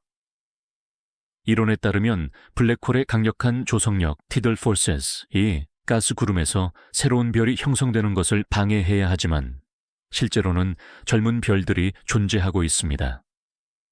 아마도 이 별들이 다른 곳에서 형성되어 중심으로 이동했거나 혹은 이러한 극한 환경에서의 별 탄생 과정이 우리가 알지 못하는 어떤 시나리오에 따라 진행되고 있을 수 있습니다. 이 모든 영역은 강력한 자기장으로 가득 차 있으며 이 자기장은 실타래와 아치 형태의 복잡한 구조를 만들어냅니다. 뜨거운 가스는 이 자기장선을 따라 흐르면서 마치 태양의 코로나와 흡사하지만 은하계적 규모로 확대된 듯한 장관을 연출합니다. 그리고 이 모든 혼돈의 한가운데 궁수자리 A별, 사기타리웃 A별이 자리하고 있습니다. 이 블랙홀은 자신의 중력을 이용해 이 복잡한 오케스트라 전체를 지휘합니다. 우리가 섬광을 관측할 때 그것은 이 거대한 우주 드라마 속 단 하나의 막을 보는 것과 같습니다. 이 섬광은 이 격렬한 영역에 서식하는 무수히 많은 물체 중 하나가 블랙홀과 상호작용한 결과입니다. 이는 다른 별의 중력 섭동으로 인해 궤도를 이탈한 별일 수도 있고 혹은 질량이 큰 젊은 별들 중 하나에서 나온 성풍 스텔라 윈드에 의해 방출된 가스 덩어리일 수도 있습니다. 이 복잡한 생태계를 이해하는 것이 바로 궁수자리 A별이 왜 이런 식으로 행동하는지에 대한 해답의 열쇠입니다. 그리고 관측되는 모든 섬광, 모든 새로운 현상은 이 놀랍고도 여전히 수수께끼로 가득 찬 세계의 완전한 그림을 완성하도록 돕는 또 하나의 퍼즐 조각이 되어줍니다. 이제 미래에 대해 이야기해 봅시다. 단순히 관측의 미래뿐 아니라 궁수자리 A별과 우리 은하 자체의 미래에 대해서 말입니다. 블랙홀은 이름과는 다르게 영원하지 않습니다. 스티븐 호킹의 이론에 따르면 블랙홀은 호킹 복사라는 양자 효과를 통해 매우 느리게 증발합니다. 하지만 이 과정은 너무나 느려서 궁수자리 A, 별과 같은 초대 질량 블랙홀이 완전히 증발하는 데는 현재 우주의 나이보다도 훨씬 더 긴 시간이 필요합니다. 그러니 이런 관점에서 걱정할 일은 없습니다. 하지만 이 블랙홀의 미래 활동성은 분명히 변할 것입니다. 약 45억 년 후 우리 은하수에는 이웃한 안드로메다 은하와의 충돌이라는 거대한 사건이 기다리고 있습니다. 이 과정은 수억 년에 걸쳐 진행될 느리지만 피할 수 없는 변화입니다. 이 합병의 결과 두 개의 나선 은하는 하나의 거대한 타원 은하로 변모할 것이며 천문학자들은 이를 농담 삼아 밀코메다라고 부릅니다. 이 합병이 일어나는 동안 두 은하의 엄청난 양의 가스와 먼지가 새롭게 통합된 은하의 중심으로 쏟아져 들어갈 것입니다. 이는 중심부의 블랙홀들에게는 진정한 만찬이 될 것입니다. 먼저 안드로메다의 초대 질량 블랙홀과 우리 은하의 궁수자리 I별은 서로 주위를 돌다가 결국 합쳐져 훨씬 더 거대한 하나의 블랙홀이 될 것입니다. 이 과정에서는 중력파를 비롯한 엄청난 양의 에너지가 방출될 것입니다. 그리고 이 새롭게 통합된 괴물은 막대한 양의 연료를 공급받아 엄청나게 활발한 활동 단계를 맞이할 것입니다. 밀코메다는 수백만 년 동안 관측 가능한 우주의 모든 곳에서 보일 만큼 밝은 퀘이사로 변신하게 됩니다. 이는 진정으로 웅장하면서도 경외감을 주는 장관일 것입니다. 물론 그때쯤이면 인류는 이미 사라졌을 것이고 태양도 적색 거성으로 변해 있을 것입니다. 하지만 우리가 이렇게 먼 미래에 일어날 거대한 우주적 사건들을 예측할 수 있다는 사실 자체가 정말 경이롭습니다. 어제 일어난 작은 섬광을 연구함으로써 우리는 본질적으로 우리 은하 전체의 미래를 담은 책을 읽는 방법을 배우고 있는 것입니다. 저희는 이 놀라운 사건이 발견된 순간부터 우리 은하 전체에 미칠 수 있는 전 지구적 영향까지 수많은 측면을 다루어 보았습니다. 하지만 이 모든 복잡한 이론과 관측 뒤에는 아주 단순하고 인간적인 무언가, 즉 호기심이 자리 잡고 있습니다. 왜 우리는 26,000 광년이나 떨어진 곳에서 일어나는 일에 그토록 신경을 쓰는 걸까요? 전 세계 수많은 과학자들이 왜 이처럼 멀고 때로는 추상적으로 보이는 현상 연구에 일생을 바치는 걸까요? 그 답은 저는 우리의 본성에 있다고 생각합니다. 우리는 언제나 하늘을 올려다보며 질문을 던지는 존재입니다. 저곳엔 무엇이 있을까? 어떻게 작동하는 걸까? 우리는 혼자가 아닐까? 우주 탐사는 단순히 새로운 지식을 찾는 것을 넘어섭니다. 그것은 이 거대하고 불가해한 세계 속에서 우리 자신과 우리의 위치를 찾는 과정입니다. 다른 별의 행성이든 중심부 블랙홀의 섬광이든 새로운 발견 하나하나가 우리의 이해의 지평을 넓혀줍니다. 이를 통해 우리는 우주가 얼마나 복잡하고 아름다우며 때로는 위험한 곳인지 깨닫게 됩니다. 오늘 우리가 논의한 이 사건은 과학이 어떻게 작동하는지를 보여주는 아주 훌륭한 예시입니다. 모든 것은 컴퓨터 화면에 나타난 숫자에 불과했던 하나의 이상 신호에서 시작되었습니다. 하지만 그 숫자들 뒤에는 중력, 극한 상태의 물질, 그리고 우리 은하의 과거와 미래에 대한 하나의 거대한 이야기가 숨겨져 있었습니다. 이 이야기를 해독하기 위해서는 수많은 첨단 장비, 우리가 이룬 기술적 성취의 정점을 다루는 수백 명의 사람들의 노력이 필요했습니다. 이 섬광은 단순한 천문 현상이 아닙니다. 그것은 우리의 지성에 던져진 도전입니다. 이것은 우주가 우리에게 던진 수수께끼입니다. 그리고 이 수수께끼를 해결하는 과정에서 우리는 우주에 대해 더 많이 알게 될 뿐만 아니라 우리 스스로도 더 나은 존재가 됩니다. 우리는 협력하고 지식을 공유하며 우리의 결론에 의문을 제기하고 아무리 예상치 못한 형태일지라도 진실을 추구하는 방법을 배웁니다. 그리고 우리 안에 이 지식에 대한 열망이 살아있는 한 우리는 계속해서 하늘을 올려다볼 것입니다. 우주에 침묵하는 깊은 곳에서 우리를 기다리고 있는 새로운 신호, 새로운 수수께끼, 그리고 새로운 발견들을 기대하면서 말입니다. 이처럼 엄청난 규모의 현상들을 바라볼 때 우리는 이 모든 현상들이 물리학의 근본 법칙에 의해 설명된다는 사실을 쉽게 잊곤 합니다. 궁수자리 A스타의 분출 활동은 결코 마법이 아닙니다. 이는 자연현상이 가장 극단적인 환경에서 작동하고 있음을 보여주는 명확한 증거입니다. 이 모든 것의 핵심에는 중력을 시공간의 왜곡으로 설명하는 아인슈타인의 일반 상대성 이론이 있습니다. 블랙홀은 이 왜곡이 무한대로 커지는 지점이죠. 하지만 중력은 단지 무대를 설정할 뿐입니다.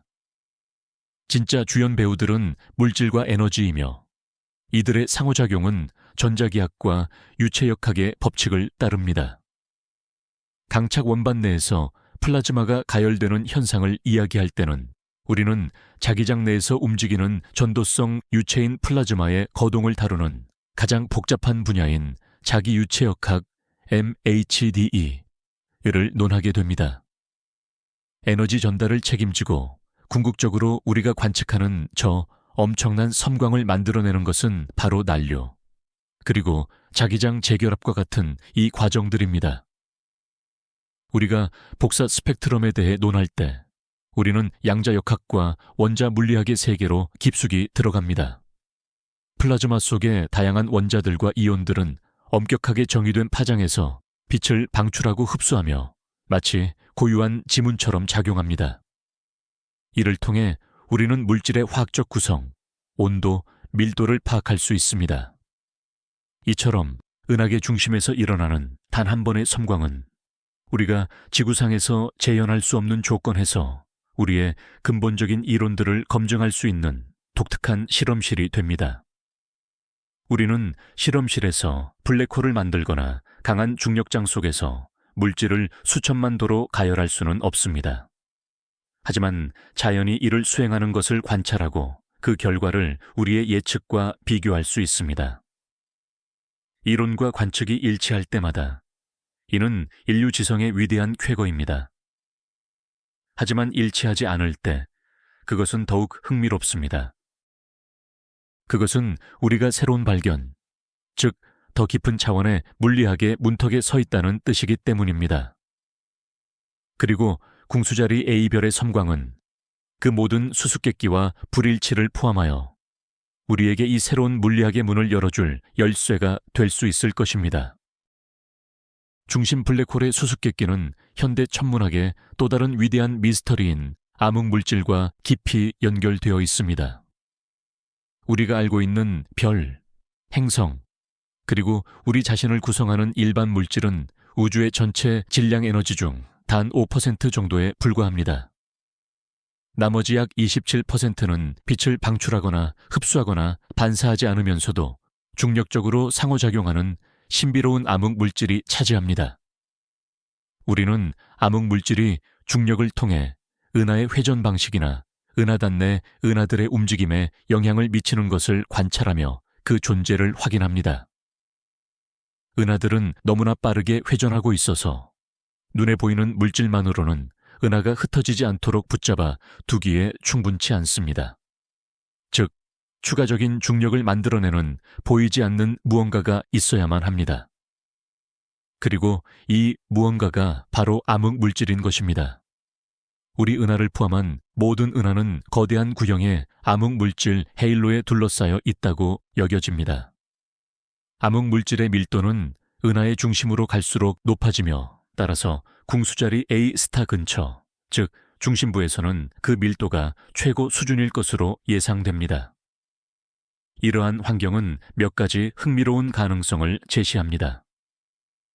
첫째, 암흑물질 입자들이 서로 쌍소멸하여 감마 광자와 같은 일반 입자쌍을 생성할 수 있습니다. 일부 천문학자들은 기존의 천체 물리학적 원인으로는 설명할 수 없는 은하 중심부에서 오는 과도한 감마선 방출을 찾으려고 노력하고 있습니다. 실제로 이러한 과잉 현상이 관측되기는 했지만 이에 대한 해석은 여전히 논쟁의 대상입니다. 둘째, 암흑물질이 블랙홀에 포획될 수 있습니다.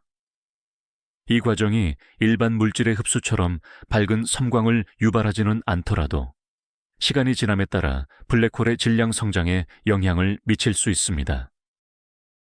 마지막으로 우리가 관측하는 것과 같은 섬광 현상이 별의 낙하가 아닌 고밀도의 암흑물질 덩어리인 서브헤일로 수파로가 강착 원반을 통과함으로써 발생할 수 있다는 가설도 존재합니다. 비록 이는 다소 추측적인 아이디어이기는 하지만 우주의 다양한 미스터리들이 얼마나 긴밀하게 얽혀 있는지를 보여줍니다. 궁수자리 A스타의 각성에 대한 수수께끼를 푸는 과정에서 우리는 21세기 과학의 가장 위대한 미스터리 중 하나인 암흑 물질의 본질을 밝힐 단서까지 함께 발견하게 될지도 모릅니다. 잠시 기계를 내려놓고 만약 우리가 물론 안전한 거리를 유지한 채 가까이에서 이 섬광을 직접 눈으로 본다면 어떤 모습일지 한번 상상해 봅시다. 우리가 보게 될 것은 단순히 밝은 점이 아니라 중력 렌즈 효과로 인해 왜곡된 그야말로 초현실적인 광경이 눈앞에 펼쳐질 것입니다. 블랙홀의 중력은 빛의 경로를 렌즈처럼 휘어지게 만듭니다. 그 결과 우리는 강착 원반의 모습을 단 하나가 아닌 여러 개의 이미지로 보게 될 것입니다. 그리고 우리에게 오기 전 블랙홀 주변을 한 바퀴 이상 공전한 빛으로 형성된 이른바 광자골이라는 밝은 빛의 테두리를 목격할 수 있습니다. 강착 원반 자체는 비대칭적으로 보일 겁니다. 우리 쪽으로 다가오는 부분은 도플러 효과로 인해 더 밝고 푸르게 보일 것이고 멀어지는 부분은 더 희미하고 붉게 보이겠죠. 이 모든 것이 미친 듯이 빠른 속도로 회전하는 모습일 것입니다. 이제 섬광 그 자체를 상상해 봅시다. 물질 조각이 떨어진 지점에 눈부시게 밝은 반점 하나가 생겨날 것입니다. 이 반점은 제자리에 머물지 않고 원반과 함께 회전하며 점차 호 RC 모양으로 늘어나다가 서서히 사라지겠지요. 우리는 이 빛이 원반의 다른 부분에 반사되면서 복잡한 빛과 그림자의 향연을 만들어내는 것을 목격할 것입니다.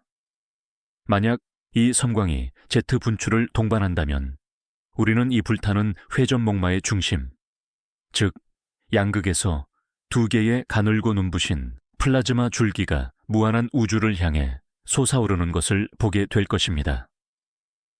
초현실주의 화가의 붓끝에서나 나올 법한 이 광경은 단순한 공상이 아닙니다.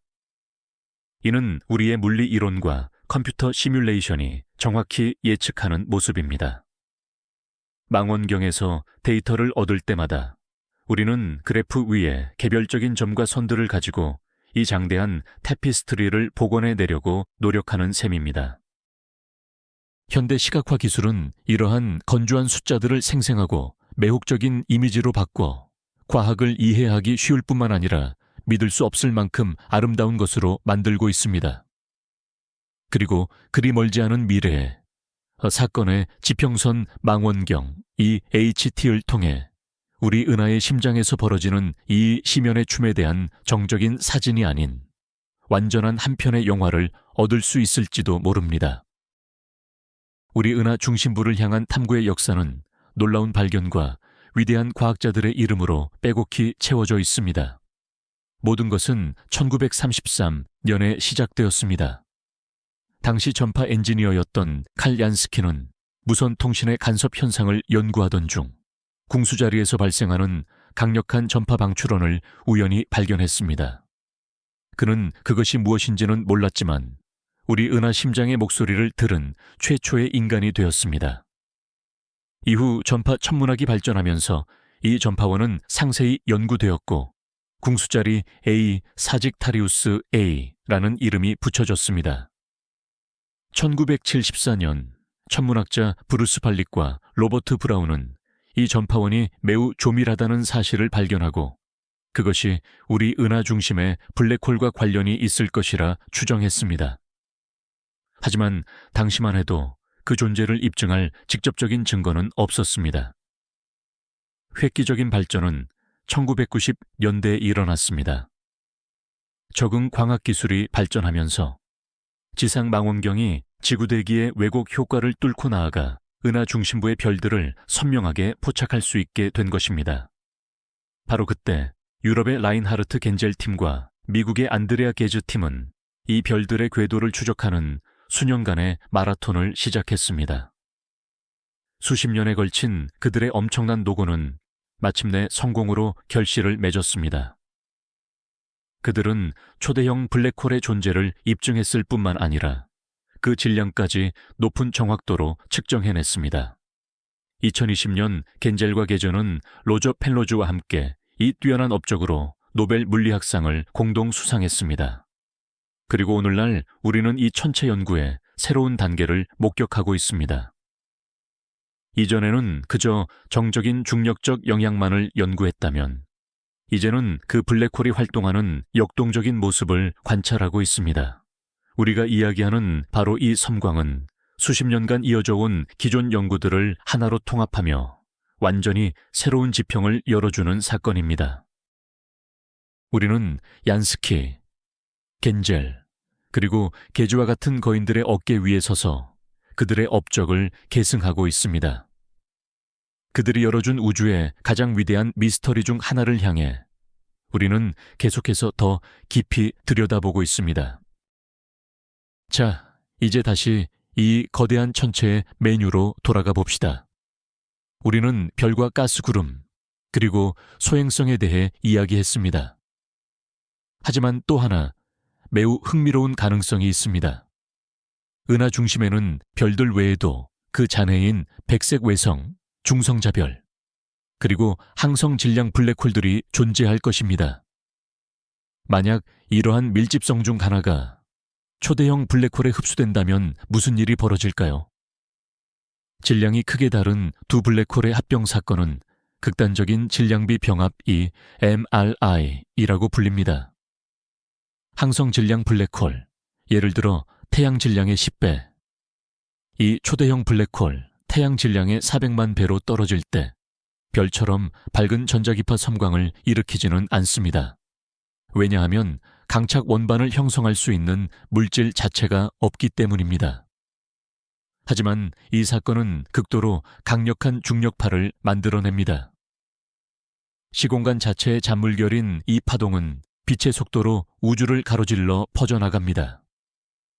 라이고, 엘아이고나, 비르고, 빌고 와 같은 현재의 탐지기로는 우리 은하 중심에서 발생하는 이러한 사건을 아직 포착할 수 없습니다. 그러나 미래의 우주 관측소인 리사는 이를 감지할 수 있을 것입니다. 반면에 만약 중성자별이 블랙홀로 떨어진다면 상황은 완전히 달라집니다. 중성자별은 매우 밀집되어 있긴 하지만 초고밀도의 중성자 물질로 이루어진 물질 그 자체입니다. 합병 직전에 조성력은 이 중성자별을 산산조각 낼 것이며 이 물질의 일부는 작지만 매우 뜨겁고 밝은 강착 원반을 형성합니다. 그 결과 짧지만 매우 강력한 감마선과 X선 섬광이 발생함과 동시에 중력파 폭발이 함께 일어납니다. 블랙홀 중성자별 병합으로 알려진 이러한 시나리오는 우리가 관측한 섬광을 설명하는 데 매우 적합합니다. 그 짧은 지속 시간과 강력한 에너지 모두를 설명해 줍니다. 더욱이 이러한 사건들은 금과 백금 같은 우주의 무거운 원소를 만들어내는 주요 공장 중 하나로 간주됩니다. 따라서 우리는 이 섬광을 관측하면서 단순한 우주적 식인 행위뿐만 아니라 언젠가 새로운 별과 행성의 구성 요소가 될 귀금속이 탄생하는 순간을 목격했을지도 모릅니다. 이는 우주의 모든 것이 얼마나 상호 연결되어 있는지를 다시 한번 보여줍니다. 하나의 천체의 죽음이 다른 새로운 것의 시작을 의미할 수 있다는 것을 말입니다. 저희는 이번 강연에서 다양한 파장대에서 작동하는 여러 종류의 망원경을 언급해 왔습니다. 이제 이 모든 정보를 하나로 모아 현대 천문학 연구가 얼마나 총체적이고 복합적인지 이해해 보도록 하겠습니다. 이러한 접근 방식을 우리는 다파장 천문학, 멀티 웨이블랭트 애스트로노미이라고 부르며 복잡한 우주 현상을 이해하는 핵심 열쇠가 됩니다. 모든 것은 전파 라디오 웨이브스에서 시작되었습니다. 뉴멕시코의 VLA, Very Large Array, 나 사건의 지평선 망원경 EHT과 같은 글로벌 네트워크, 전파 망원경은 우리가 강차권반의 중심부 깊숙이 들여다보고 블랙홀 자체 크기에 준하는 구조물을 관측할 수 있게 해줍니다.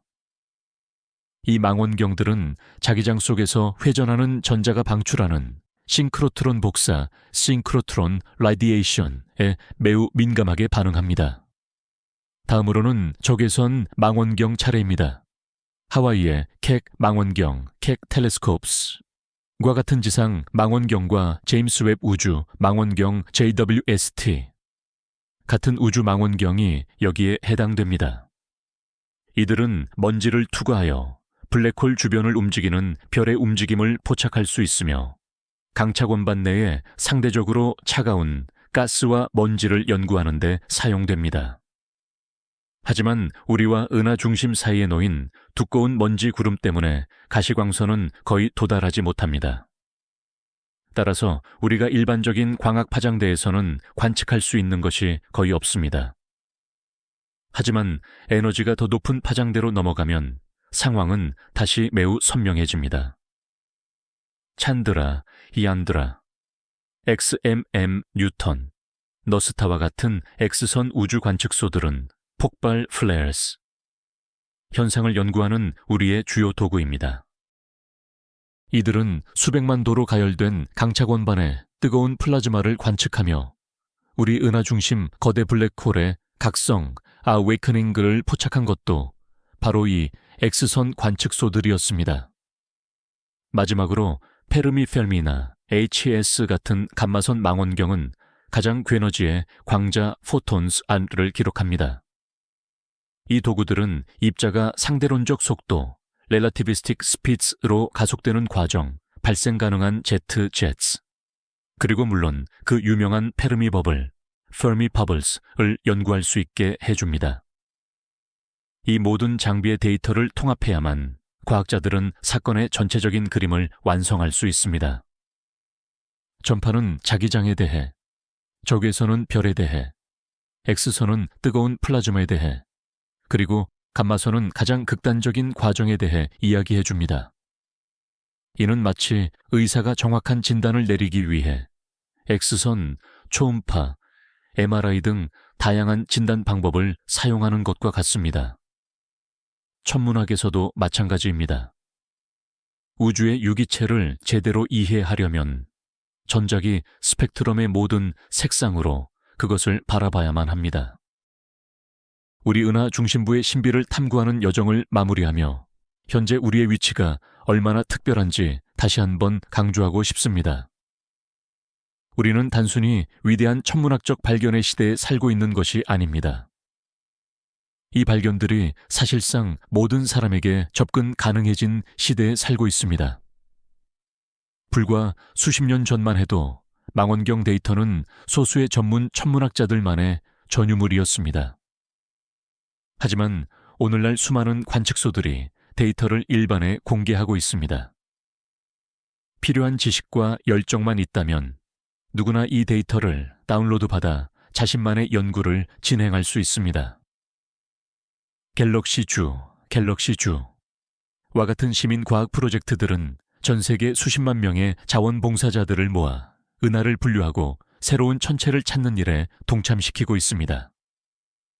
이는 곧 전문과학과 아마추어 과학 사이의 경계가 허물어지고 있다는 뜻입니다. 어쩌면 다음번 위대한 발견은 백발의 교수님이 아닌 작은 도시의 평범한 학생이나 천문학에 푹 빠진 은퇴한 분의 손에서 탄생할지도 모릅니다. 게다가 우주 그 자체가 점점 더 대중적인 주제가 되고 있습니다. 대중과학 강연, 유튜브 채널, 팟캐스트 등 이 모든 것이 복잡한 과학 개념을 폭넓은 청중이 이해하기 쉽도록 만들고 있습니다. 오늘 우리의 강연 역시 이러한 전 세계적인 과정의 일부입니다. 이 지식을 나누는 것은 단순히 흥미로운 사실을 전달하는 것을 넘어섭니다. 우리는 우주를 알아가는 경이로움과 감격을 공유하는 것입니다. 과학이란 교과서에 나오는 지루한 공식이 아니라 수수께끼와 예상치 못한 반전, 그리고 놀라운 깨달음으로 가득 찬 흥미진진한 추리수사와 같다는 것을 보여주는 것입니다. 그리고 궁수자리 A별의 섬광은 바로 이 끝없는 책에서 가장 흥미로운 장 중 하나입니다. 누가 알겠습니까? 오늘 이 강연을 듣고 여러분 중 누군가는 더 많은 것을 알고 싶어져 천문학 서적을 읽기 시작하고 어쩌면 아예 과학과 자신의 삶을 연결하게 될지도 모릅니다. 그것이 바로 이 강연의 가장 훌륭한 결과일 것입니다. 왜냐하면 더 많은 사람들이 흥미와 이해를 가지고 하늘을 바라볼수록 인류가 존재의 가장 위대한 신비들을 풀어낼 가능성이 커지기 때문입니다. 자, 그럼 가장 기본적인 질문으로 다시 돌아가 보겠습니다. 과연 블랙홀이 정확히 무엇을 삼킨 것일까요? 우리가 가진 모든 지식에도 불구하고 이 질문에 대한 최종적인 답은 아직 나오지 않았습니다. 각 가설에는 나름의 장점과 약점이 공존합니다. 먼저 별의 조석 파괴, tidal disruption. 가설은 엄청난 양의 방출 에너지를 잘 설명해 줍니다.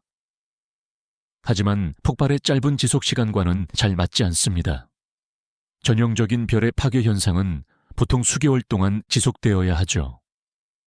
이 가설을 살리려면 그 별이 매우 작고 밀도가 높은 별이었다고 가정하거나 혹은 우리가 관측한 것이 파괴 현상 자체가 아니라 어떤 2차적인 효과였다고 추정해야 합니다. 가스구름, 아마도 지2 전체의 잔해가 떨어졌다는 가설은 폭발의 지속 시간을 잘 설명합니다. 하지만 여기서 또 다른 의문이 생깁니다. 아무리 밀도가 높더라도 가스구름이 그만한 양의 에너지를 만들어낼 수 있었을까요? 계산 결과는 가능하다. 하지만 한계에 가깝다고 말합니다. 그러기 위해서는 그 구름이 매우 무거워야 했고 특정 각도로 강착 원반에 충돌했어야 합니다. 소행성이나 해성이 떨어졌다는 가설은 꽤 우아해 보입니다. 이 가설은 짧은 지속시간과 폭발적인 에너지 모두를 훌륭하게 설명하죠. 문제는 우리 은하 중심에 얼마나 많은 거대 천체들이 존재하는지 알 수 없다는 점입니다. 이것이 흔한 일일까요? 아니면 극히 드문 예외적인 사건일까요? 마지막으로 중성자별과의 합체와 같은 이국적인 가설들은 물리학적으로는 매우 매력적입니다. 하지만 이 가설들은 훨씬 더 희귀한 상황이 겹쳐야만 가능하며 그런 사건이 일어날 확률은 극히 낮습니다. 이러한 불확실성은 과학의 약점을 보여주는 것이 아닙니다. 오히려 과학의 정직성을 드러내는 증거이죠. 과학자들은 섣불리 결론을 내리지 않습니다. 그들은 계속해서 데이터를 수집하고 모델을 구축하며 가설을 검증하고 있습니다. 아마도 다음 폭발을 포착하여 이전 폭발과 비교할 수 있게 되었을 때 우리는 해답을 얻게 될 것입니다. 만약 폭발들이 서로 비슷하다면 이는 블랙홀 주변의 가상 소행성대에서 떨어진 소행성처럼 어떤 규칙적인 과정을 시사할 것입니다. 반면에 폭발들이 완전히 다르다면 그것은 별이나 구름의 흡수 같은 무작위적인 사건들을 지지하는 증거가 될 것입니다. 어떤 경우든 이 수수께끼는 오랫동안 천문학자들의 지적 호기심을 자극할 것이며 우리는 우리 은하의 심장부에서 올 새로운 데이터를 간절히 기다릴 것입니다. 기초과학 외에도 궁수자리 A스타와 같은 극단적인 천체를 연구하는 것은 실용적인 가치 또한 매우 큽니다. 이는 곧 기술 발전의 강력한 원동력이 되기 때문입니다. 블랙홀 그림자의 이미지를 얻기 위해서는 전 세계의 망원경을 하나로 통합하는 것은 물론 새로운 데이터 처리 방식과 알고리즘을 개발해야 했으며 관측 동기화를 위한 초정밀 원자 시계까지 제작해야 했습니다. 이러한 기술들은 이후 의료 분야부터 통신 시스템에 이르기까지 다른 여러 영역에서도 활용됩니다. 망원경에서 쏟아져 나오는 방대한 데이터를 분석하기 위해 머신러닝과 인공지능, AII 기법이 발전하고 있습니다. 신경망은 데이터 속에서 미약한 신호를 찾아내고 객체를 분류하며 심지어는 사건을 예측하는 법을 배웁니다. 바로 이 알고리즘들은 이후 영상인식, 금융시장 분석 또는 질병 진단에 활용됩니다. 단일 광자를 포착하고 그 에너지를 측정할 수 있는 X선 및 감마선 망원경용 신형 검출기 개발은 더욱 정교한 의료용 스캐너와 보안 시스템을 탄생시키고 있습니다. 이처럼 우주의 깊은 곳을 들여다보는 행위는 단순히 우리의 호기심을 충족시키는 것을 넘어 전체적인 기술 발전을 앞당기고 있습니다. 일부 사람들에게는 무익한 돈 낭비처럼 보일 수 있는 기초과학에 대한 투자는 사실 우리의 미래를 위한 투자입니다. 오늘날의 어떤 천문학적 발견이 내일 우리의 삶을 바꿀 기술로 이어질지는 아무도 예측할 수 없습니다. 지난 세기 30년대 칼 젠스키가 우주에서 오는 전파 방출을 감지했을 때 그는 이것이 전파 천문학의 탄생은 물론 퀘이사와 펄서의 발견으로 이어질 것이라고는 상상조차 못했을 것입니다.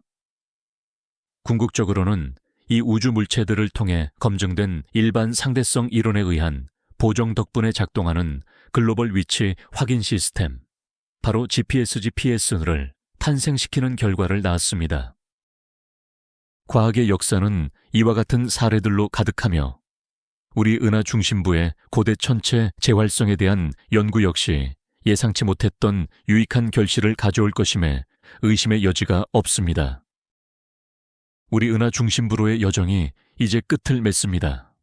우리는 망원경에 포착된 단 하나의 신호, 즉 수수께끼 같은 섬광에서 이 여정을 시작했습니다. 그리고 이제 우리는 중력의 본질과 우주의 운명부터 그 안에서 우리의 위치에 이르기까지 가장 근본적인 질문들을 논하는 지점에 도달했습니다. 우리는 우리 은하의 중심이 그저 하늘에 찍힌 한 점이 아니라 극한 물리학의 법칙에 따라 움직이는 복잡하고 역동적인 시스템이라는 것을 알게 되었습니다. 우리는 그곳의 지배자인 초거대 질량 블랙홀, 궁수자리 A스타와 조우했습니다. 이 블랙홀은 때로는 고요히 잠든 거인이었다가 때로는 은하 전체의 운명에 영향을 미치는 격렬한 괴물이 되기도 합니다. 최근의 각성은 이상현상이 아니라 이 천체가 겪는 길고 격동적인 삶 속의 찰나의 순간일 뿐이라는 것을 이해했습니다. 이는 강력했던 과거의 메아리이자 어쩌면 다가올 미래의 섬광일 수도 있습니다. 우리는 현대과학이 어떻게 작동하는지 목격했습니다. 이는 혼자만의 작업이 아니라 전 세계 수많은 사람들의 집단적 노력입니다. 가장 정교한 장비로 얻은 관측 결과와 인간 이성의 힘으로 창조된 이론적 모델의 종합입니다. 끊임없이 가설을 세우고 검증하며 필요하다면 더 정확한 새로운 가설을 위해 기존의 가설을 기꺼이 포기하는 지속적인 과정입니다. 이 이야기는 아직 끝나지 않았습니다. 주요 발견들은 분명 우리를 기다리고 있을 것입니다. 새로운 망원경, 새로운 데이터 분석 기법, 새로운 이론적 아이디어들이 우리 은하 중심부의 비밀을 더욱 깊숙이 들여다보게 해줄 것입니다. 우리가 그곳에서 무엇을 발견하든 한 가지는 확실합니다. 그것은 경이로울 것입니다. 왜냐하면 우주는 우리가 상상할 수 있는 것보다 언제나 더 기묘하고 더 복잡하며 더 아름답기 때문입니다. 비록 26,000광년이라는 거리에 있지만 이 신비에 다가갈 수 있는 기회는 우리에게 주어진 가장 위대한 선물 중 하나입니다. 이 여정을 함께 해주셔서 감사합니다. 자, 그럼 저희가 진행한 우주 탐사 결과를 정리해 보겠습니다. 우리 은하의 심장부, 정확히 26,000광년 떨어진 그곳에서 잠자던 거대 괴물, 바로 초거대 질량 블랙홀인 궁수자리 A 별이 갑자기 깨어났습니다. 이 블랙홀은 이전에 관측된 그 어떤 활동보다 수백 배나 강력한 X선 섬광을 터뜨렸습니다. 이 사건은 천문학자들에게 우주의 극한 조건을 엿볼 수 있게 해준 뜻밖의 선물이 되었습니다. 이 우주적 비명과 주변 가스 구름에 반사된 빛의 메아리를 분석한 결과 이 거인이 항상 이렇게 조용했던 것은 아니라는 사실이 밝혀졌습니다. 과거에는 훨씬 더 격렬한 활동기를 거쳤으며 그 흔적은 은하 평면 위로 솟아있는 거대한 페르미 버블, 페르미 버블스 형태로 남아 지금까지도 관측됩니다. 우리는 블랙홀의 식사 역할을 했을 주요 용의자들을 살펴봤습니다. 산산조각 난 별부터 평범한 가스구름, 심지어 중성자별과의 이국적인 충돌 합병까지 말이죠. 아직 최종 결론은 나오지 않았지만 이 과학 수사 과정 자체가 현대 천체물리학의 모든 힘과 아름다움을 보여주었습니다. 이 사건은 단순한 지역적 폭죽이 아닙니다. 이것은 중심 블랙홀이 은하 전체에 영향을 미치고 새로운 별의 탄생을 조절하며 은하의 모습을 형성하는 거대한 피드백 과정의 일부입니다. 우리는 사건의 지평선 망원경 이벤트, 호라이즌 텔레스코프과 같은 기술 덕분에 블랙홀에 대해 논하는 것을 넘어 문자 그대로 그들의 그림자를 볼 수 있는 아주 특별한 시대에 살고 있습니다. 그리고 새로운 섬광이 발생할 때마다 우리는 더 많은 것을 알아내고 가장 대담한 이론을 시험하며 자연의 가장 위대한 미스터리 중 하나를 푸는 데 한 걸음 더 다가설 기회를 얻습니다. 우주의 신비에 빠져보는 이 시간을 저희와 함께해 주셔서 정말 감사합니다. 이 숙면 강의가 마음에 드셨다면, 그리고 우주를 여행하는 이런 여정을 더 원하신다면 놓치지 않도록 채널을 구독하시고 알림 설정 종 모양을 꼭 눌러주세요. 이 영상에 좋아요를 눌러주시면 과학의 발전에 큰 도움이 됩니다. 이제 여러분께 질문이 있습니다. 우리 은하수의 중심에서는 대체 무슨 일이 일어난 걸까요? 어떤 이론이 가장 설득력 있다고 생각하시나요? 아니면 여러분만의 완전히 새로운 가설이 있으신가요? 댓글로 여러분의 생각을 남겨주세요. 읽고 토론하는 것은 매우 흥미로울 것입니다. 편안한 밤 보내시고 맑은 하늘 보시길 바랍니다.